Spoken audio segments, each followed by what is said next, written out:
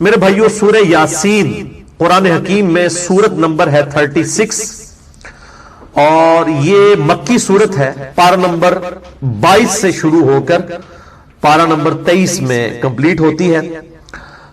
پہلی 21 آیات اس کی پارہ نمبر 22 میں ہے اور باقی ساری سورت جو ہے وہ پارہ نمبر 23 کے اندر ہے۔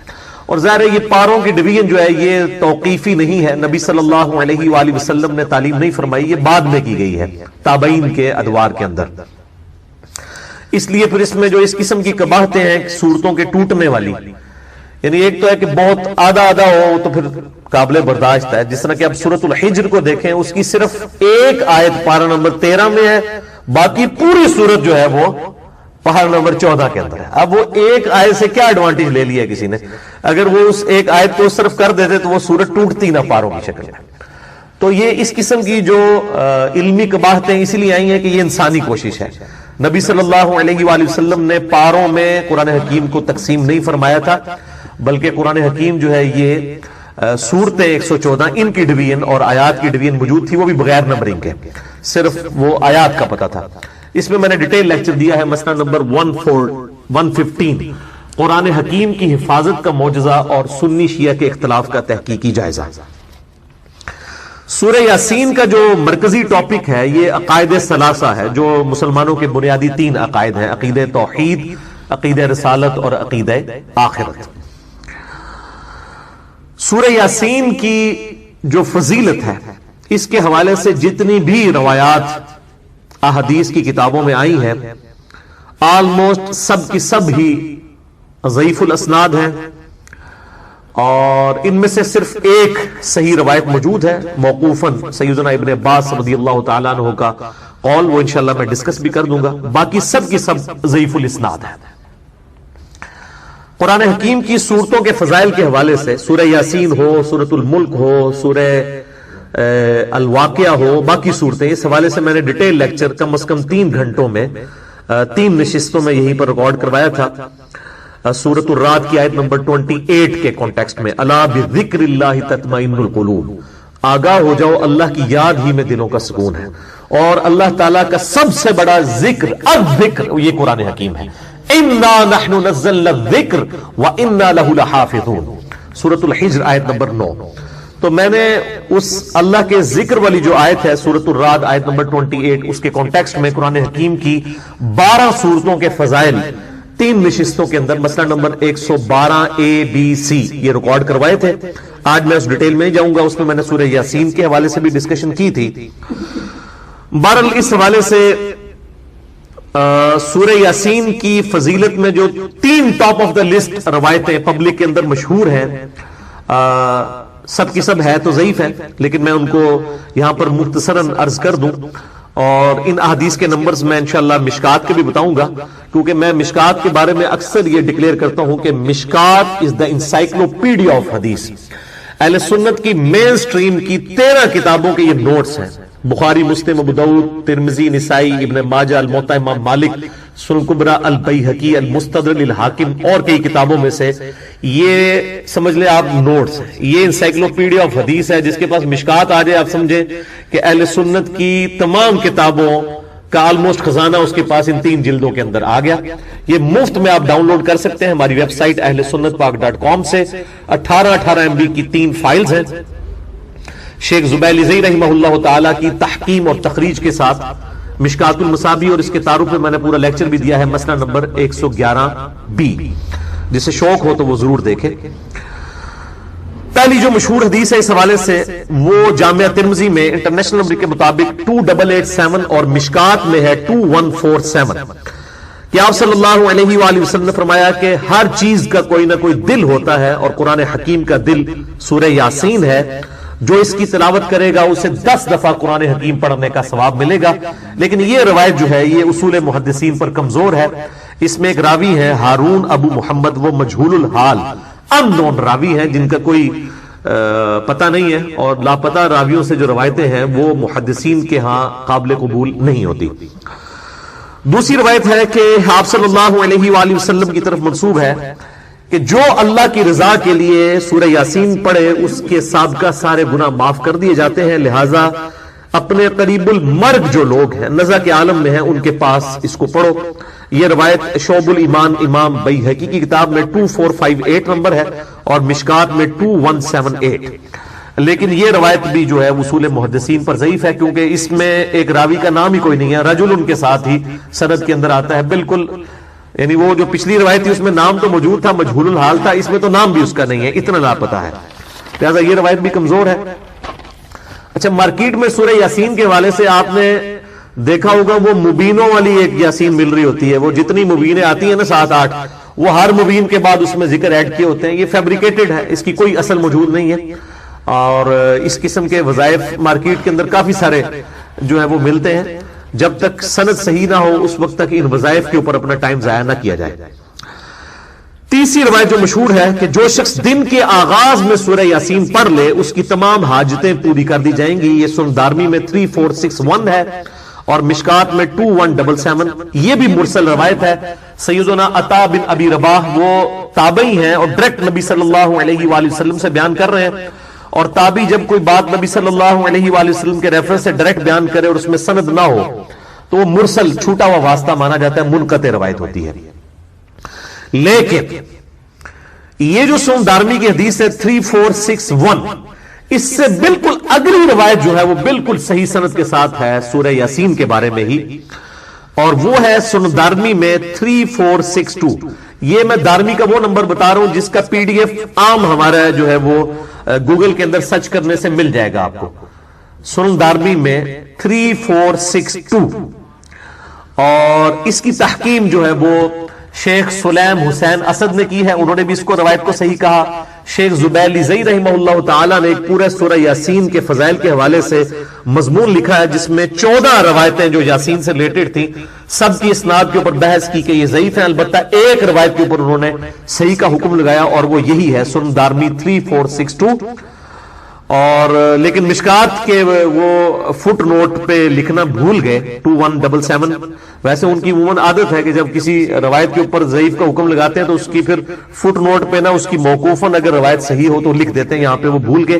البتہ الگ سے ان کا جو مضمون ہے شیخ زبیر صاحب کا فتاوی علمیہ کی پہلی جلد میں صفحہ نمبر 493 سے 497 تک انہوں نے اس کہ فضائل پہ جتنی حدیثیں ہیں ان پر تحکیم کی ہے اور ایک روایت کو صحیح قرار دیا، اور وہ ابن عباس کا قول ہے، موقوفاً روایت ہے، ان کا اپنا قول ہے کہ جو شخص صبح کے وقت سورہ یاسین پڑھ لے گا اسے شام تک ہر کام میں آسانی میسر ہوگی، اور جو شخص رات کے وقت سورہ یاسین کی تلاوت کرے گا اسے صبح تک ہر کام میں آسانی میسر ہوگی۔ تو جو صبح کے وقت کام کے لیے نکلتے ہیں وہ صبح پڑھ کے نکلیں، اور جو رات کی شفٹوں میں کام کرتے ہیں وہ رات کے وقت پڑھ کے نکلے۔ یہ روایت بالکل صحیح ہے، اور یہ محدثین کا پیٹ رول ہے کہ جب کوئی غیبی خبر ہو اور اس میں صحابی نبی صلی اللہ علیہ وآلہ وسلم کو مینشن نہ بھی کرے تب بھی اس کو آپ نبی صلی اللہ علیہ وآلہ وسلم کی طرف ہی منسوب مانیں گے موقوفاً ہونے کے باوجود، اس لیے کہ غیبی خبر نبی صلی اللہ علیہ وآلہ وسلم کے علاوہ کسی کے پاس نہیں آتی ہے، کیونکہ جو علم غیب ہے، غیب کی خبر اللہ تعالیٰ اپنے صرف پیغمبروں کو دیتا ہے، لہذا ابن عباس جو اتنا بڑا دعویٰ کر رہے ہیں یہ پھینکنے والا نہیں ہے، یقیناً اس روایت کی اصل موجود ہے، اور یہ روایت صحیح سند کے ساتھ سنن دارمی 3462 الحمدللہ موجود ہے۔ باقی صورتوں کے حوالے سے اگر آپ نے لیکچر سننا ہو تو مسئلہ نمبر 112 اے بی سی میرے 3 لیکچرز یہیں پر ریکارڈ ہوئے تھے، یوٹیوب کے اوپر اویلیبل ہیں، آپ ان کو دیکھیں۔ 3.5 گھنٹے کی آلموسٹ سب ملا کے گفتگو بنتی ہے، ہماری ویب سائٹ ahlsunnatpak.com پہ بھی آپ کو وہ 3 لیکچرز مل جائیں گے انشاءاللہ تعالی۔ بخاری کی اس حدیث میں آتا ہے کہ عبداللہ بن عباس کا جب یہ قول بیان کرتے ہیں حضرت سعید ابن جبیر، تو ان کو بعض تبع تابعین کہتے ہیں کہ جب ہم لوگوں سے یہ بیان کرتے ہیں نا کہ اس سے مراد خیر کثیر ہے، تو لوگ کہتے ہیں کہ نہیں، الکوثر سے مراد جنت کی ایک نہر ہے الکوثر۔ تو سعید ابن جبیر کہتے ہیں کہ جنت کی وہ نہر بھی تو خیر کثیر میں داخل ہے، حضور کو جو جنت کی نعمتیں ملیں گی وہ بھی کثرت کے ساتھ ملیں گی۔ تو یہ اس کی جو تفسیر ہے نا خیر کثیر والی، یہ سب سے آپٹیمل ہے، اس میں جو ہے وہ حوض کوثر بھی شامل ہے، جو صحیح مسلم میں حدیث ہے کہ نبی صلی اللہ علیہ وآلہ وسلم صحابہ میں بیٹھے تھے تو آپ کو اچانک ایک اونگ آئی. تھوڑی دیر بعد جب آپ کی آنکھ کھلی تو آپ مسکرا رہے تھے اور پھر آپ نے کہا کہ ابھی ابھی اللہ تعالیٰ نے مجھ پہ یہ آیات نازل کی ہیں بسم اللہ الرحمن الرحیم، یعنی آپ علیہ السلام نے بسم اللہ سے اسے سٹارٹ کیا. انا اعطیناک الکوثر فصل لربک وانحر ان شانئک هو الابتر. اور پھر آپ نے فرمایا کہ جانتے ہو یہ الکوثر کیا ہے؟ تو صحابہ نے کہا اللہ اس کا رسول بہتر جانتے ہیں. تو آپ صلی اللہ علیہ وآلہ وسلم نے فرمایا یہ جنت میں ایک نہر ہے جو مجھے اللہ تعالیٰ نے عطا فرمائی ہے، اور اس کے کنارے کی جو مٹی ہے وہ کستوری سے زیادہ خوشبودار ہے، اور اس کے برتن آسمان کے ستاروں کے برابر ہیں. اور صحیح بخاری میں آتا ہے کہ شب معراج جب نبی علیہ السلام جنت میں سیر کر رہے تھے تو وہاں آپ کو ایک نہر دکھائی گئی، اور جبرائیل علیہ السلام نے کہا کہ یہ وہ الکوثر ہے جو آپ کو اللہ تعالیٰ نے عطا کی ہے. اور آپ صلی اللہ علیہ وآلہ وسلم کے الفاظ ہیں بخاری مسلم دونوں میں کہ اس کا جو مشروب ہے وہ دودھ سے زیادہ سفید، شہد سے زیادہ میٹھا، اور اس کی خوشبو کستوری کی خوشبو سے زیادہ ہے، اور جو کوئی ایک دفعہ میرے حوض کوثر سے وہ مشروب پی لے گا اسے کبھی بھی پیاس نہیں لگے گی. جنت میں جو انسان کھائے پیے گا نا وہ بھوک کی وجہ سے نہیں، ذہن میں رکھیے گا. بھوک ایک عیب ہے، پیشاب ایک عیب ہے، نیند ایک عیب ہے، اسی لیے یہ تینوں چیزیں جنت میں نہیں ہیں. جنت میں انسان کھائیں گے لذت لینے کے لیے. پیشاب نہیں ہوگا، بخاری مسلم میں الفاظ ہیں خوشبودار ڈکار آئے گی، سارا کھانا ہضم. تو جنت چونکہ نعمتوں کا نام ہے کوئی کمزوری نہیں، وہاں پہ نیند بھی نہیں ہے. یہاں پہ تو ہم نیند کیوں یوز کرتے ہیں؟ تاکہ ہم نیکسٹ 24 گھنٹے میں پرفارم کر سکیں. یہ بلکہ بیٹری چارج ہوتی ہے. وہ میری خالہ جو ہے نا وہ بڑے پیارے الفاظ استعمال کرتی ہیں. ان کی بیٹیاں جب چھوٹی تھی نا تو سوئی ہوتی تھی نا تو کون سے پوچھتا تھا بیٹیاں کتنے، کہتے ہیں چارجنگ تے لائی ہیں. کیونکہ بچے جب اٹھتے ہیں نا پھر تو آپ ان کو سنبھال بیٹھے، جب تک یہ سونا نہ جائیں سکون نہیں آتا. تو وہ جو سوتے ہیں نا وہ چارجنگ پہ لگے ہوئے ہوتے ہیں، پھر جیسے صبح انہوں نے اٹھنا نا ہیٹھلی اوپرلی کر دینی ہے. تو قیامت میں جنت والے دن آپ کو جنت میں چارجنگ کی ضرورت نہیں ہے، بلکہ نیند وہاں پہ ضرورت ہی نہیں. اللہ تعالیٰ نے ویسے ہی انسان کو اتنی انرجی دی ہوئی ہوگی. تو لہذا آپ علیہ السلام کا جو فرمان ہے نا کہ جو ایک بار پیے گا وہ کبھی پیاسا نہیں ہوگا، تو کسی کے ذہن میں خیال آ سکتا ہے کہ پیاسا نہیں ہوگا تو پھر پانی کی لذت کیا؟ وہ اللہ تعالیٰ نے جنت کی نعمتوں میں لذت ہی اتنی رکھی ہے کہ انسان لذت کی وجہ سے اس کو استعمال کرے گا. اور پھر انہی احادیث میں بخاری و مسلم کے موجود ہے کہ میرے حوض کوثر پہ پھر ایسے لوگ بھی لائے جائیں گے جن میں پہچانتا ہوں گا، اور جب میں انہیں مشروب پلانے لگوں گا تو میرے ان کے درمیان ایک آڑ قائم کر دی جائے گی. تو میں کہوں گا کہ یہ تو میرے صحابہ ہیں، اصحابی اصحابی. امتی والی روایتیں بھی ہیں بخاری مسلم میں، اصحابی والی بھی ہیں. تو مجھے بتایا جائے گا کہ یا رسول اللہ آپ کو نہیں پتا آپ کے بعد انہوں نے دین میں بدعتیں جاری کر دی تھی اور الٹے قدم پھر گئے تھے. تو آپ صلی اللہ علیہ وآلہ وسلم فرماتے ہیں کہ پھر میں کہوں گا سحقا سحقا لمن غیر بعدی، ان پہ پھٹکار ہو، ان کو مجھ سے دور کر دو جنہوں نے میرے بعد میرے دین کو بدل دیا. یہ حدیث بخاری اور مسلم دونوں میں ہے، اور حوض کوثر والے چیپٹر میں امام مسلم اسے لے کے آئے ہیں، بخاری میں موجود ہے. اس حدیث پہ کامنٹس ہیں عبداللہ ابن ابی ملیکہ تابعی کے. وہ جب بھی حدیث بیان کیا کرتے تھے تو وہ کہا کرتے تھے اے اللہ ہم تجھ سے یہ دعا کرتے ہیں کہ تیرے نبی کی وفات کے بعد ان کے دل سے الٹے قدم نہ پھریں، آمین ثم آمین. تو اللہ تعالیٰ ہمیں حوض کوثر پہ آپ صلی اللہ علیہ وآلہ وسلم کے مبارک ہاتھوں سے مشروب نصیب فرمائے. یہ دعا انسان کو اپنے لیے کرنی چاہیے. ظاہر ہے کہ وہ اہل جنت ہوں گے. اور بخاری مسلم میں کہ اس کے جو برتن ہیں نا وہ برتن ہی آسمان کے ستاروں کے برابر اس کی تعداد ہے. پورا ایک نقشہ کھینچا گیا. آپ مشکات کی 30 جلد میں حوض کوثر اور شفاعت والا چیپٹر نکالیں تو آپ کو وہ ساری احادیث مل جائیں گی. ترمذی اور ابن ماجہ میں ایک وہ حدیث بھی بڑی مشہور ہے جو حضرت انس بن مالک کہتے ہیں کہ یا رسول اللہ کیا آپ میری شفاعت کریں گے؟ تو آپ فرمایا میں کروں گا. تو یا رسول اللہ قیامت والے دن میں آپ کو کہاں تلاش کروں؟ تو آپ علیہ السلام فرمایا میزان عمل پہ آ جانا جہاں میرے امتیوں کے نام مال تل رہے ہوں گے. یا رسول اللہ وہاں نہ پاؤں؟ تو فرمایا حوض کوثر پہ آ جانا. عرض کی وہاں پہ بھی نہ پاؤں؟ تو فرمایا پھر پولیس رات پہ آ جانا.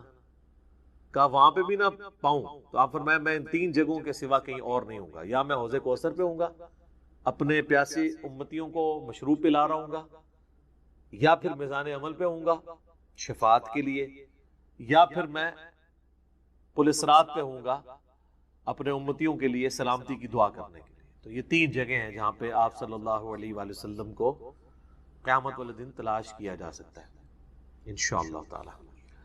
تو یہ حوض کوثر میں وہ خیر کثیر جو ہر طرح کی آپ کو عطا کی گئی وہ بھی شامل ہے, اور اسپیسیفکلی حوض کوثر جو ہے وہ بھی. حتیٰ کہ جو بخاری اور مسلم میں حدیث ہے, آپ نے اپنی وفات سے 1 مہینے پہلے خطبہ دیا تھا غزوہ احد کے شہداء پر, جو آپ نے نماز جنازہ دوبارہ پڑھی تھی 8 سال بعد. اس میں الفاظ ہیں, آپ نے فرمایا کہ میرا ممبر جو ہے وہ حوض کوثر پہ لگا ہوا ہے. یہ والے جو الفاظ ہیں یہ دوسری حدیث میں, کیونکہ وہاں پہ ممبر نہیں تھا. یہ الفاظ ہیں بخاری اور مسلم کی وہ حدیث کہ میرے گھر سے میرے ممبر سے میرے گھر تک جنت کے ٹکڑوں میں سے ایک ٹکڑا ہے ریاض الجنہ. اس میں الفاظ ہیں اور میرا ممبر جو ہے وہ حوض کوثر پہ لگا ہوا ہے. یعنی آپ علیہ السلام وہ دیکھ رہے تھے حوض کوثر کا منظر, ٹائم میں گزار کے آپ کو دکھایا گیا. وہ جو بخاری مسلم کی وہ والی حدیث ہے عقبہ بن عامر والی, جو شہدائے احد پہ آپ نے 8 سال بعد جنازہ پڑھا اپنی وفات سے 1 مہینہ پہلے, اور عقبہ ابن عامر کے الفاظ ہیں یہ آخری دفعہ میں نے رسول اللہ کو ممبر پہ دیکھا, اس کے بعد میں نے آپ کو نہیں دیکھا. تو اس میں الفاظ ہیں, آپ نے فرمایا کہ میں اپنے حوض کوثر کو اس وقت بھی دیکھ رہا ہوں, اور دیکھنا میرے بعد جو ہے وہ مجھے تم سے یہ خطرہ نہیں کہ تم شرک میں مبتلا ہو جاؤ گے, بلکہ مجھے خطرہ ہے کہ تم دنیا کے مال میں پڑ جاؤ گے اور پھر اس کی لالچ میں ایک دوسرے کو قتل کرو گے, اور تم بھی تباہ و برباد ہو جاؤ گے جس طرح اگلی قومیں تباہ و برباد ہوگی. تو اس میں بھی حوض کوثر کے الفاظ موجود ہیں. اور پھر میرے ایک کربلا والے ریسرچ پیپر میں بھی آپ کو پتہ ہے ایک حدیث ہے جو میں نے حوض کوثر کا ذکر اس حدیث کے اندر بھی موجود ہے. جب وہ سنن ابی داؤد کی ایک حدیث ہے نا, وہ عبید اللہ ابن زیاد کے پاس ایک وہ آتا ہے, ہاں یہ ابو داؤد کے اندر 4749 ہے.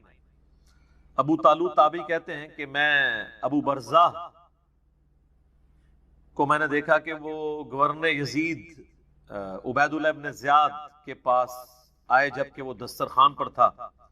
تو اس نے ابو برزہ کو آتے ہوئے دیکھا اور کہا کہ یہ تمہارا ٹھگنا محمدی ہے. استغفر اللہ. ان کا قد چھوٹا تھا تو ان کا اے گینڈا محمدی, یعنی محمدی اس نے اس لیے کہا کہ وہ حضور کا صحابی تھا. تو یہ کتنی سخت توہین کی عبید اللہ ابن زیاد نے. یہ وہی خبیث ہے جس کے بارے میں بخاری میں 3748 نمبر حدیث ہے, جس میں امام بخاری نے حسین کے ساتھ علیہ السلام لکھا ہے کہ یہ حضرت حسین کے حسن میں کلام کرنے لگا. تو انس بن مالک نے کہا کہ رسول اللہ کے سب سے زیادہ مشابہت رکھنے والے حسین تھے. یہ وہی عبید اللہ ابن زیاد ہے. تو یہ صحابہ کے گستاخ ہیں, آل امیہ ہیں, یہ بنو امیہ کے خدمت گار.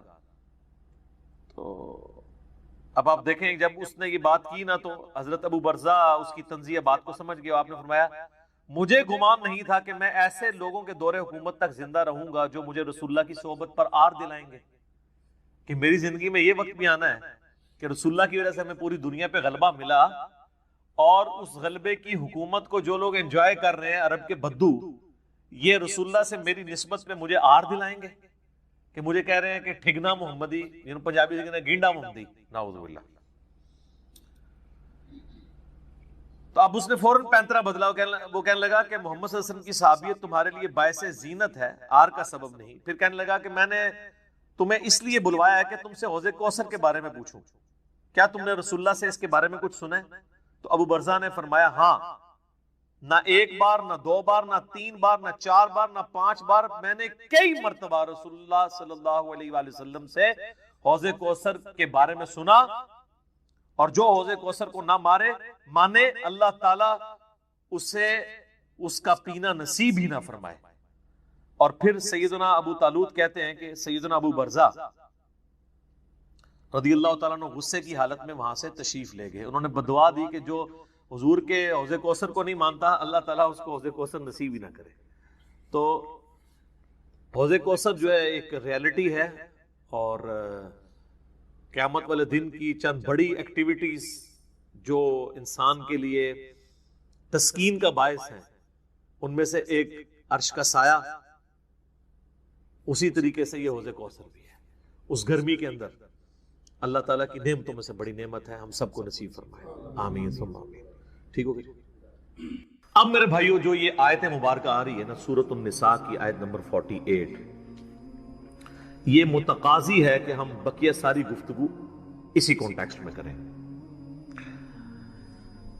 یہ قرآن حکیم کی اگر میں کہوں نا سب سے کریٹیکل آیت ہے، تو میرا یہ دعویٰ غلط نہیں ہوگا. کائنات کی سب سے بڑی حقیقت کو آشکار کرنے والی یہ آیت مبارکہ ہے، تو یہ میرا دعویٰ غلط نہیں ہوگا. سورۃ النساء کی آیت نمبر 48 سورۃ النساء میں 2 دفعہ ریپیٹ ہوئی ہے، تھوڑے سے الفاظ کے فرق کے ساتھ. ایک 48 نمبر پہ اور اس کے بعد 116 کے اوپر جا کے یہ آیت آئے گی. شروع کے الفاظ سیم ہیں، بعد والے جو ہیں وہ تھوڑا سا فرق ہے. میں وہ دونوں آیات پڑھ دیتا ہوں اور اس کے اوپر پھر انشاءاللہ تفصیلی ڈسکشن کرتے ہیں. پہلے اس آیت مبارکہ کو ہم پڑھ لیں. ان اللہ لا یغفر ان یشرک بہ، بے شک اللہ اس گناہ کو تو کبھی معاف نہیں کرے گا کہ کوئی شخص اس حال میں اللہ کے حضور قیامت کے دن پیش ہوا کہ وہ دنیا میں شرک کرتا ہوا. دنیا میں معاف کر دے گا اگر کسی نے معافی مان لی، یہ آخرت کی بات ہو رہی ہے. وَيَغْفِرُ مَا دُونَ ذَلِكَ لِمَن يَشَاءُ، اس کے علاوہ جتنے بھی گناہ ہیں جس کے لیے چاہے گا معاف کر دے گا. وہ بھی اوپن لائسنس نہیں ہے، جس کے لیے چاہے گا معاف کر دے گا، لیکن امید ہے کہ وہ قابل معافی ہیں. لیکن شرک ایسا گناہ ہے جو اللہ بھی معاف نہیں کرے گا. اب کوئی کہے کہ جی اللہ کی یہ قدرت کی نفی نہیں ہو جاتی، ان اللہ علی کل شیء قدیر ہے، تو اللہ یہ کیوں کہہ رہا ہے کہ میں شرک بھی معاف نہیں کروں گا؟ اللہ تو شرک معاف کر سکتا ہے، ہم یہ جملہ بھی نہیں بولیں گے کہ کر سکتا ہے. اس لیے لا تبدیل لکلمات اللہ، جو اللہ کی وعیدیں ہیں نا وہ اللہ کے فیصلے ہیں. یہ بہت سخت معاملہ ہے، اللہ کے کلمات نہیں بدلتے.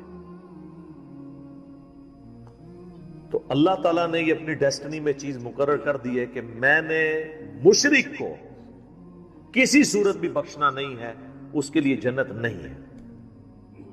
ہاں اس کے علاوہ کوئی گناہ ہے وہ جس کے لیے چاہے گا معاف کر دے گا، اور وہ بھی اوپن لائسنس نہیں ہے.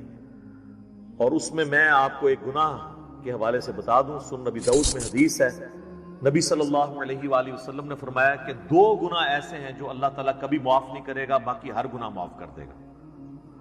ایک شرک اور دوسرا کسی مؤمن کا قتل ناحق. یہ جو اس میں ایک اشارہ تھا نا کہ اس کے علاوہ ہر گناہ چاہے گا، جس کے لیے چاہے گا معاف کر دے گا، تو اس کا کیا مطلب ہے؟ جس کے لیے نہیں چاہے گا نہیں معاف کرے گا. تو اس میں بھی اشارہ موجود ہے، کوئی ایسی چیز بھی ہے کہ جو اللہ تعالیٰ جس پہ گرفت کر سکتا ہے، اور وہ ہے قتل ناحق کسی مؤمن کا. تو اب مجھے بتائیں، جنہوں نے حسین ابن علی اور ان کے ساتھیوں کو ناحق قتل کیا، وہ کس امید پہ بیٹھے ہوئے ہیں؟ اور ان کو جنت کی جھوٹی خوشخبریاں سنانے والے کس امید پہ بیٹھے ہوئے ہیں؟ سوچنے والوں کے لیے یہ چیز کافی ہے. سن نبی داؤد کی حدیث،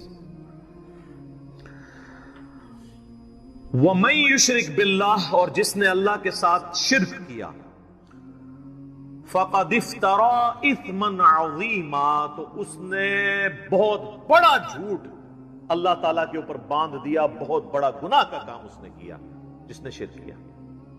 اچھا سورہ نساء کی آیت نمبر 116 جب آئے گی نا، اس میں پہلے الفاظ تو یہی ہوں گے، ان اللہ لا یغفر ان یشرک بہ ویغفر ما دون ذلک لمن یشاء، لیکن اگلے الفاظ ہیں ومن یشرک باللہ فقد ضل ضلالا بعیدا، جو کوئی اللہ کے ساتھ شرک کرے وہ گمراہ ہوا اور گمراہی میں دور جاتا. اللہم لا تجعلنا منہم، اللہم من احییتہ منا فأحیہ علی الاسلام ومن توفیتہ منا فتوفہ علی الایمان آمین رضیت باللہ ربا وبالاسلام دینا وبمحمد نبیا صلی اللہ علیہ وآلہ وسلم آمین۔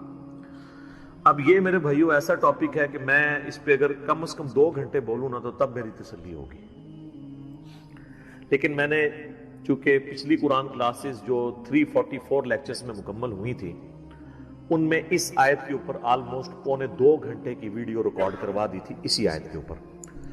مسئلہ نمبر 3 کے نام سے وہ اپلوڈڈ ہے یوٹیوب کے اوپر، دعا صرف اللہ ہی سے۔ آپ یوٹیوب پہ ویسے بھی لکھیں نا دعا صرف اللہ ہی سے اور علی مرزا تو وہ ویڈیو کھل جائے گی۔ اور اس کے بعد بھی کئی ایک لیکچرز وقتاً فوقتاً میں نے ریکارڈ کروائے، وسیلے کے نام پر دھوکہ، مجھے تم سے شرک کا خطرہ نہیں، یہ اکثر آپ سنتے ہیں نا، تخت بلقیس والا واقعہ، موسیٰ اور خضر والا واقعہ علیہ السلام، ہر وہ چیز جسے دھوکہ کر کے نا قبر پرستی یا بابا پرستی یا بابوں سے مانگنا سکھاتے ہیں نا، ایک ایک چیز کے اوپر میں نے الگ سے تسلی کروائی ہے قرآن، بخاری اور مسلم کی روشنی میں الحمدللہ۔ اب وہ سارے لیکچر جمع کریں تو اس ایک آیت پہ کم از کم 10 گھنٹے گفتگو ہو سکتی ہے، لیکن ٹائم تو متحمل نہیں ہے کہ ہم اتنی ڈیٹیل گفتگو کریں، لیکن چند ایک باتیں تو میں ضرور کروں گا۔ ایک ریسرچ پیپر میں نے اس کے اوپر لکھ دیا 8 صفحوں کا، آپ اہل سنت پاک.com پہ ڈاؤن لوڈ کریں گے۔ دعا صرف اللہ ہی سے، میں نے اس کا نام توحید، شرک اس طرح کا نہیں رکھا کیونکہ لوگ ان ناموں سے چڑھ جاتے ہیں، میں نے وہ چیز اس کے نام پہ رکھی کہ جس کے اوپر لوگ چڑھے ہیں۔ آپ کسی بھی مسلمان سے، خواہ بریلوی ہو، دیوبندی ہو، اہل حدیث ہو، اہل تشیع ہو، جا کے پوچھیں کہ دعا کس سے کی جاتی ہے تو کیا کہے گا؟ اللہ سے۔ کوئی آپ کو نکھٹو قسم کا بھی بندہ یہ نہیں کہے گا کہ دعا جو ہے وہ کسی فرشتے سے ہو سکتی ہے، کسی جن سے ہو سکتی ہے، کسی پیغمبر سے ہو سکتی ہے۔ نہیں جی نہیں، نماز تے اللہ دی پڑھی دی ہے، دعا بھی اللہ کو منگی دی ہے، لیکن حالت یہ ہوگی کہ وہ دعا اللہ سے یہ مانگ رہا ہوگا، نماز میں تو قرآن کی وہ آیت سورۃ الفاتحہ کی 4 نمبر آیت کم از کم 17 رکھتے ہیں جو فرض ہیں روزانہ کی، ان میں 17 دفعہ پڑھتا ہوگا ایاک نعبد و ایاک نستعین، اے اللہ عبادت بھی صرف کریں گے اور مدد بھی صرف تجھی سے مانگیں گے۔ یہ مدد کون سی؟ دعا والی، غائب میں کسی کو پکارنا۔ ایک تو ہے آپ سامنے بیٹھے ہیں، یہ تو قرآن میں حکم ہے وَتَعَاوَنُوا عَلَى الْبِرِّ وَالتَّقْوَى وَلَا تَعَاوَنُوا عَلَى الْإِثْمِ وَالْعُدْوَانِ، نیکی اور پرہیزگاری کے کاموں میں ایک دوسرے کی مدد کرو، برائی میں مت کرو، یہ تو قرآن میں حکم ہے۔ میں آپ کو کہتا ہوں مجھے پانی پلا دیں، آپ مجھے پانی پلاتے ہیں تو یہ قرآن میں حکم ہے کہ آپ نے اسباب اختیار کرنے ہیں، لیکن آپ بغداد شریف میں، اجمیر شریف میں، اور وہاں بھی قبر میں دفن ہیں اور آپ مر چکے ہیں، آخرت کی زندگی میں زندہ ہیں، دنیا کی زندگی سے نکل چکے ہیں، اور میں آپ سے کہوں کہ پانی پلا دیں، وہی بات، وہی جملہ ایک فریم آف ریفرنس کے بدلنے سے شرک بن جائے گا، کیونکہ آپ غیر اللہ سے دعا مانگ رہے ہیں۔ ظاہری اس باب میں تو آپ کافر سے بھی مدد مانگ سکتے ہیں۔ صحیح بخاری میں موجود ہے، نبی علیہ السلام جب فوت ہوئے تو آپ کی ذرا بھی ایک یہودی کے پاس گروی رکھی ہوئی تھی، گندم کے عوض، اناج کے عوض، تو آپ نے یہودی سے بھی مدد لی۔ بعض لوگ کہتے ہیں جی نبی علیہ السلام نے غزوہ خیبر پر مولا علی سے مدد مانگی، بھئی مولا علی سامنے موجود تھے، وہ جتنے صاحب آپ کے ساتھ تھے وہ رسول اللہ صلی اللہ علیہ وسلم کے مددگار تھے دین کے اعتبار سے، لیکن آپ نے خیبر کے موقع پر اپنے چچا کو جو آرمی چیف تھے غزوہ بدر اور احد میں، حمزہ بن عبد المطلب، جو کہ اللہ کے شیر ہیں اور سید الشہداء ہیں، المستدرک الحاکم میں حدیث موجود ہے، آپ نے یہ تو نہیں کہا المدد یا حمزہ، امیر حمزہ میری مدد کو پہنچے، کیونکہ وہ فوت ہو چکے تھے، جو سامنے موجود تھے انہیں کو بلانا تھا۔ تو دو چیزوں کو ہی مکس کرتے ہیں۔ اچھا مجھے بتائیں بارش کون برساتا ہے؟ اللہ۔ ڈیوٹی کس کی ہے؟ فرشتوں کی۔ تو ہم کیا بارش اللہ سے مانگتے ہیں یا فرشتوں سے؟ اللہ سے۔ فرشتوں سے مانگیں گے تو شرک ہو جائے گا۔ لہذا یہ پتا چلا کہ اگر ڈیوٹیاں بھی لگی ہوئی ہوں، کہنا نا بزرگوں دی ڈیوٹیاں نے، اللہ دا گلا ڈیوٹی کسی کو نہیں پوری ہوئی، جس مزار دا کہندے نا ڈیوٹی ہے، سارے چرسی پوڈری افیمی اسی مزار تے بیٹھے ہوندے نے، اپنے مزار دے اوتے ڈیوٹی نہیں پوری ہو رہی انہاں کو، چلے ڈیوٹی لگی بھی ہو پھر بھی آپ پکار نہیں کسی کو سکتے۔ یہ جھگڑا نہیں ہے کہ مولا علی علیہ السلام مشکل کشا ہیں یا نہیں، شیخ عبد القادر جیلانی رحمت اللہ علیہ مشکل کشا ہیں یا نہیں، یہ تو جھگڑا ہی نہیں ہے۔ جھگڑا یہ ہے کہ اگر یہ ہو بھی تب بھی مرنے کے بعد، اس دنیا کی زندگی سے جانے کے بعد، آپ ان سے کمیونیکیشن نہیں کر سکتے، نہ کسی فرشتے سے، نہ کسی جن سے، نہ کسی پیغمبر سے۔ اور اگر آپ ظاہری اسباب کی بات کرتے ہیں تو سب سے بڑا مشکل کشا ظاہری اسباب میں اس کائنات میں انسانوں کے لیے سورج ختم ہو جائے، سارے انسان مر جائیں گے، چاہے کوئی بزرگ ہے یا غیر بزرگ ہے، چاہے مسلمان ہے یا کافر ہے، فارغ۔ سورج ختم، زمین اپنی نباتات نہیں پیدا کر سکتی فوٹو سنتھسس کے ذریعے جو کرتی ہے، جب زمین اگانا چھوڑ دے گی تو اگر آپ جانور بھی کھائیں گے تو کتنا عرصہ، جس طرح ہمارے حکمران ہمیں کہتے ہیں کہ اگر ٹماٹر مہنگے ہیں تو دہی ڈال دو، تو اگر زمین اگانا چھوڑ دے تو ہم جانور کھائیں گے تو کتنا عرصہ، مچھلیاں کھائیں گے تو کتنا عرصہ، وہ بھی ساری مر جائیں گی ہمارے کھانے سے پہلے ہی۔ دنیا پہ موسموں کا تبدیل ہونا، ہواؤں کا چلنا، ہر زندہ چیز کی خوراک یہ ایک سورج کے اوپر ڈیپینڈنٹ ہے۔ تو پھر سب سے بڑا مشکل کشا کون ہوا؟ سورج۔ آج تک کسی کافر نے بھی کہا ہے المدد یا سورج میری مدد فرمائیے، ہمیں کبھی وہم بھی نہیں آتا۔ سورج کی برکت سے ہی گلیشیئرز کا پانی پگھل کے دریاؤں میں آتا ہے، زمین کے نیچے بھی دریا چلتے ہیں، زمین کے اوپر بھی، جس پانی سے ہم لوگ زندہ ہیں، اور وہ گلیشیئرز تک پانی پہنچنا بھی سورج کی وجہ سے ہے، کیونکہ سورج ویپوریٹ کرتا ہے سمندر کے پانی کو، وہ ہواؤں اور بادلوں کی شکل میں ہم پر بارش کی شکل میں اور پہاڑوں پہ برف کی شکل میں برستی ہے۔ ورنہ یہ کروڑوں ٹن پانی اگر سمندر سے شفٹ کرنا پڑے، اس کا نمک نکال کے گلیشیئر کے اوپر، پوری انسانیت قیامت تک بھی لگی رہی، یہ نہیں کر سکتی۔ جو کہتے ہیں نہیں خود بخود ہو رہا ہے، اور جو کام کرنے سے نہ ہو وہ خود بخود کیسے ہو سکتا ہے؟ جب تک آپ اس کے پیچھے ڈیوائن سورس نہ مان لیں۔ God is the only explanation of all the physical phenomena in this universe۔ خدا ہی وضاحت ہے اس کائنات میں ہونے والے ہر فزیکل فینامنا کے پیچھے، وہ ڈیوائن سورس ہے۔ ڈیوٹی لگائی بھی 15 ارب سال سے سورج چل رہا ہے، اس میں فیول کون ڈال رہا ہے؟ اسے کان سے پکڑ کے کون چلا رہا ہے؟ سورج کو خود بھی نہیں پتا کہ وہ کیا کر رہا ہوگا، لیکن سورج کو ہم کیا مشکل کشا مانتے ہیں؟ حالانکہ ساری مشکلیں ہماری وہی حل کر رہا ہے۔ ہم کہتے ہیں سبب ہے، پھر بھی نہیں پکارتے۔ اتنے بڑے سبب کو آپ پکار نہیں رہے تو بابے کدھر سے آ گئے؟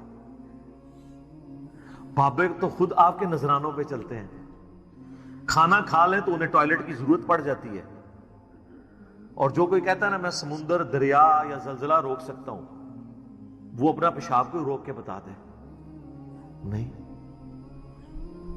وہ پچھلے دنوں ایک انڈیا کے وہ مولانا صاحب کی ویڈیو بھی اپلوڈ ہوئی تھی نا کہ شیخ عبد القادر جیلانی کی مجلس میں ایک وقت کے بہت بڑے ولی بیٹھے تھے، اس دوران انہیں پیشاب آ گیا اور شدت شدید تھی، روک لیتے نا، انہیں خود مان لیا کہ بزرگ نہیں پیشاب روک سکتے۔ وہ کہتے ہیں عبد القادر جیلانی نے اینڈ جناب چادر سٹی انہوں نے جا کے ڈگی تھے، پھر کسی میدان پہنچ کے فارغ ہو کے واپس آئے، تو روک لیندے نا، اس میں الفاظ ہیں، وہ کہتے ہیں وہ بہت بڑے ولی اللہ تھے، پیشاب نہیں رکا، نہیں رک سکتا سر، نہ، انسان بہت کمزور ہے، کھانا نہ کھائے زندہ نہیں رہ سکتا، محتاج ہے۔ سورۃ المائدہ کی آیت نمبر 72 میں آیا عیسیٰ اور ان کی ماں روٹی کے محتاج تھے۔ اگر عیسیٰ اولو العزم پیغمبر محتاج ہیں کھانا کھانے کے، اور ان کی ماں سارے بزرگوں سے بڑی بزرگ ولیہ مریم بنت عمران وہ روٹی کی محتاج ہے، تو بابوں کی کیا اوقات ہے؟ روٹی کے محتاج ہے، اور روٹی کھا لیں تو نکالنے کے محتاج، نہ نکلے تو پھر پریشانی۔ سب کچھ اللہ کر رہا ہے، تو میرے بھائی جب یہ اللہ کر رہا ہے، پکارنا اللہ کو ہے، ایاک نعبد و ایاک نستعین۔ یہ ہمارا مین جھگڑا ہے شرک کے حوالے سے۔ ہزاروں باتیں ایک طرف، اصل بات یہ ہے کہ اصل شرک ہوا ہے ایاک نستعین میں۔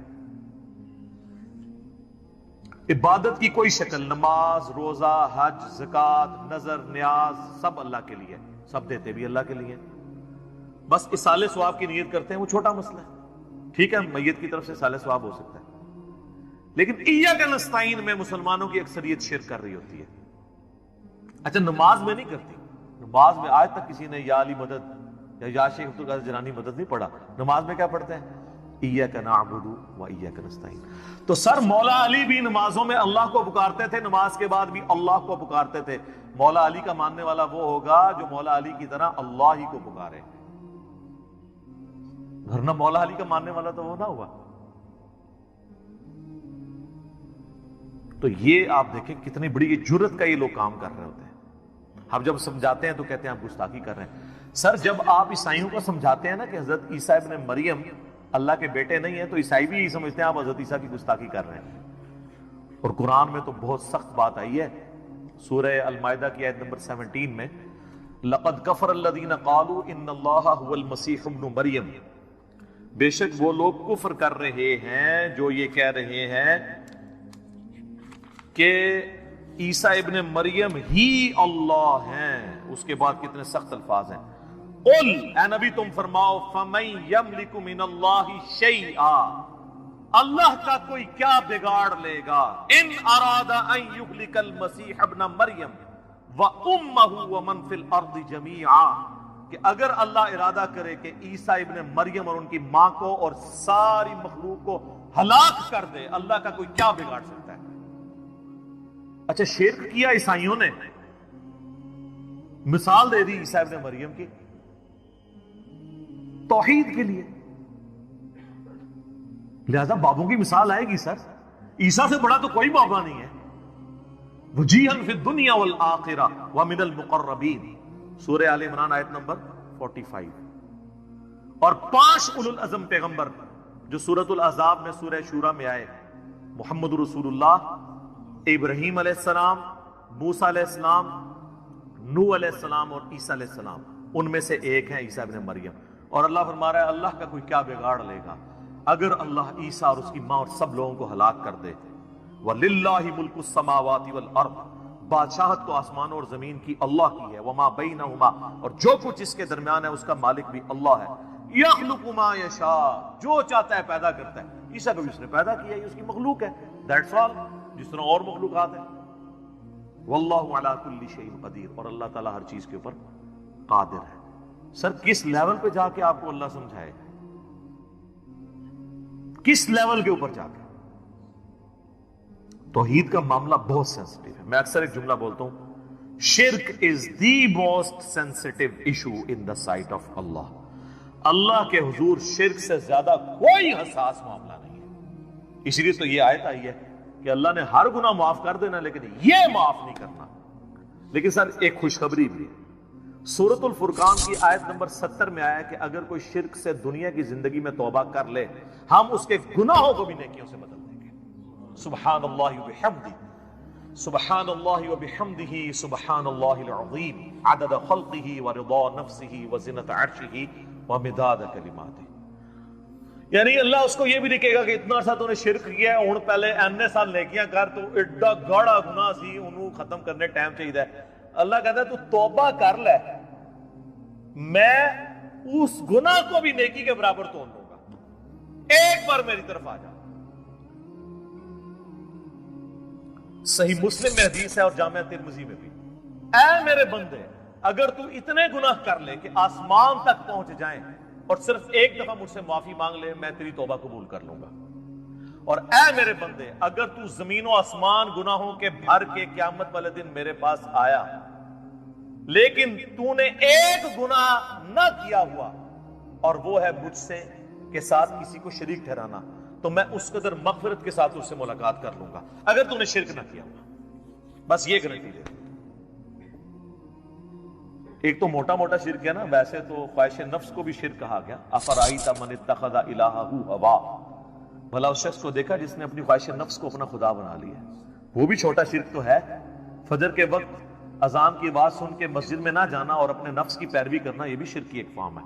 اسی لیے ابراہیم علیہ السلام کو سب سے بڑی جو ڈگری قرآن میں اللہ نے دی ہے نا، وہ کیا ہے؟ وَمَا كَانَ مِنَ الْمُشْرِكِينَ، وہ مشرک نہیں تھے. آپ بندہ کہتا ہے یار یہ کون سی ڈگری ہے, مشرک تو میں بھی نہیں ہوں.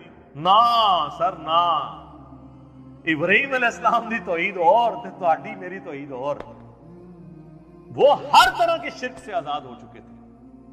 سر اس سے بڑی کیا بات ہوگی. اللہ نے قرآن پاک میں فرمایا کہ سورۃ البقرہ میں کہ جب جب ابراہیم کو اس کے رب نے آزمایا تب تب وہ آزمائش میں پورا اترا. اور سورۃ النجم میں فرمایا ابراہیم وہ ہے جو ہم سے وفا کرنے والا ہے. اور سورہ الصافات میں آیا کہ ہم نے اسے اتنی بڑی آزمائش میں ڈالا کہ اس کے بچے کی قربانی کا اسے حکم دیا تو وہ تیار ہو گیا اس کے لیے. تو انہوں نے بیٹے کو بھی اللہ کے مقابلے میں کھڑے نہیں ہونے دیا, اس لیے کہا گیا وما کان من المشرکین. یہ کوئی چھوٹی ڈگری نہیں, بہت بڑی ڈگری ہے. تو شرک کا معاملہ بہت سینسٹیو ہے. یہ صحیح مسلم کی میں نے آپ کو حدیث بتائی. ایک اور حدیث ہے صحیح مسلم کے اندر ہی کہ نبی علیہ السلام جب شب معراج گئے تو اللہ تعالیٰ نے ان کو 3 تحفے دیے.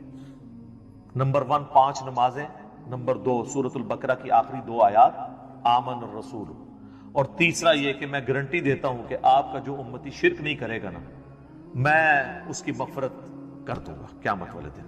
یعنی at the end of the day, اپنا عذاب بھگتنے کے بعد. یہ نبی علیہ السلام کو گارنٹی دی گئی.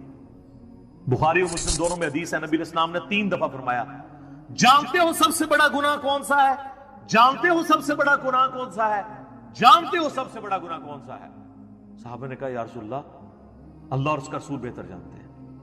آپ فرمایا کیا میں تمہیں بتا نہ دوں, تمہیں بتا نہ دوں, بتا نہ دوں. کہ یا رسول اللہ بتائیں. فرمایا اللہ کے ساتھ شرک کرنا. اور ایک اور حدیث ہے بخاری اور مسلم کی, اس میں بھی یہی الفاظ ہیں, لیکن اس میں الفاظ ہیں کہ تم اللہ کے ساتھ شرک کرتے ہو حالانکہ اس نے تمہیں پیدا کیا ہے. پیدا کرنے والا اور پیدا ہوا برابر نہیں ہو سکتے. سر اللہ ہی ہے جو پیدا کرنے والا ہے, باقی سب پیدا ہوئے ہیں. تو وہ اللہ کے مقابلے میں کیسے آ سکتے ہیں؟ نیور, کبھی نہیں آ سکتے.